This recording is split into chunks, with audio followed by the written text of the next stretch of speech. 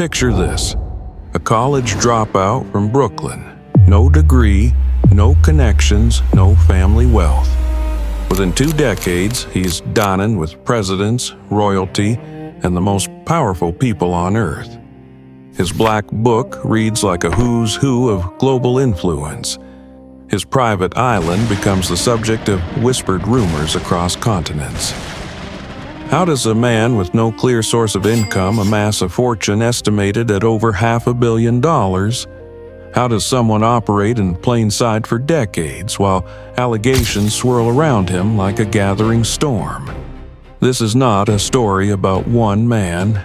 This is a story about power, about silence, about a system that protected its own until it couldn't anymore.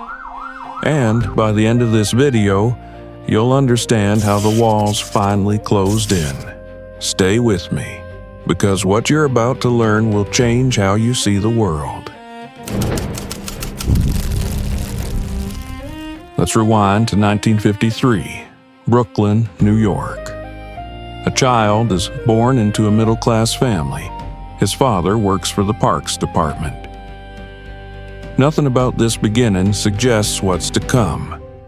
He attends Lafayette High School, showing early signs of exceptional intelligence.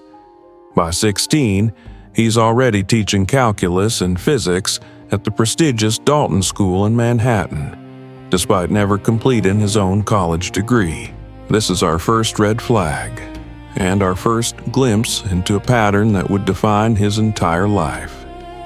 The ability to be where he shouldn't be, to access rooms he hadn't earned entry to. At Dalton, he catches the attention of a parent whose child attends the school. That parent happens to be a senior executive at Bear Stearns, one of Wall Street's most powerful investment banks. This connection would prove to be the first domino in an extraordinary chain of events. By 1976, he's working at Bear Stearns. Within 4 years, he makes partner. His specialty: working with wealthy clients on tax strategies and financial planning. But colleagues would later describe something unusual about his approach. He wasn't just managing money. He was collecting people, building relationships, creating a web of connections that transcended normal business dealings. In 1982, he left Bear Stearns under circumstances that remain murky to this day. Some reports suggest he was asked to leave. Others indicate it was his choice. What's certain is that he emerged with something more valuable than a job: a network. Here's where the story becomes genuinely puzzling. After leaving Bear Stearns, he establishes his own financial management firm. But this is no ordinary firm. He reportedly only accepts clients with a net worth exceeding $1 billion. Think about that. In the 1980s, billionaires were rare. Yet, somehow, this former teacher from Brooklyn is claiming to manage money exclusively for the ultra-wealthy. His most significant known client was Leslie Wexner, the founder of L Brands, the company behind Victoria's Secret and Bath & Body Works. Wexner would later claim he gave extraordinary control over his finances, including power of attorney. The relationship between these two men remains one of the most analyzed and least understood partnerships in modern financial history. Through Wexner, he acquires a Manhattan townhouse valued at approximately $77 million, making it one of the most expensive private residences in the city. He also gains access to a ranch in New Mexico spanning thousands of acres, properties in Paris, and most infamously, a private island in the U.S. Virgin Islands. But here's what investigators and journalists have struggled to explain for decades. Where did the money actually come from? His financial firm had no visible trading floor, no large staff, no typical infrastructure of a major wealth management operation. Former employees described an office that seemed more focused on scheduling and logistics than actual financial transactions. Some have theorized he was running a massive Ponzi scheme. Others suggest he was involved in intelligence operations, using his access to powerful figures for information gathering. Still others believe he was simply a master of leverage, using compromising information to extract wealth and favors. The truth may never be fully known. What we do know is that by the 1990s, he had established himself as one of the most connected individuals in American high society. His social calendar read like a fantasy. Scientists, politicians, business titans, academics, celebrities. He positioned himself as a philanthropist and intellectual, funding research at Harvard and other prestigious institutions. He sat on boards. He attended exclusive gatherings. He hosted dinners where Nobel laureates mingled with heads of state. The private island in the Caribbean became a frequent destination for guests arriving by private plane. Flight logs would later become crucial evidence, documenting who visited and how often. The passenger manifests included names that would shock the public when they eventually became public. He cultivated an image of mystery and sophistication. He spoke about science and mathematics. He donated to causes. He built relationships with people who could open any door in the world. But beneath this carefully constructed facade, something deeply disturbing was happening. Young women, some of them minors, were being recruited under the guise of employment opportunities. They were told they'd be given massages. They were promised money for bringing friends. A pyramid of exploitation was being built in plain sight. Survivors would later describe a systematic operation. Recruiters would approach girls at schools, shopping malls, and other locations. The promises were always the same: easy money, connections, opportunities.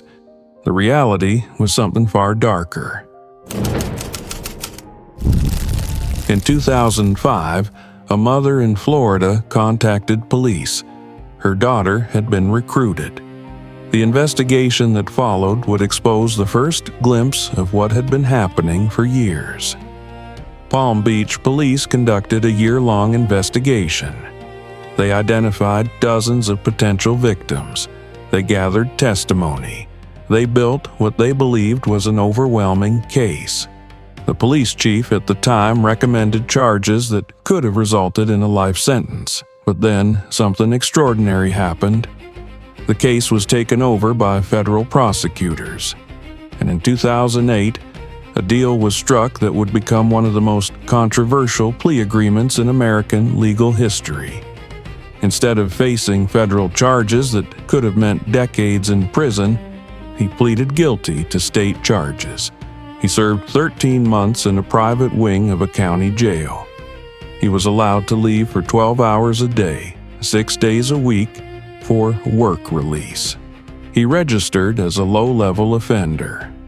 The agreement, negotiated by a team of high-powered attorneys, also granted immunity to any potential co-conspirators. The victims were not consulted. Many only learned of the deal after it was finalized.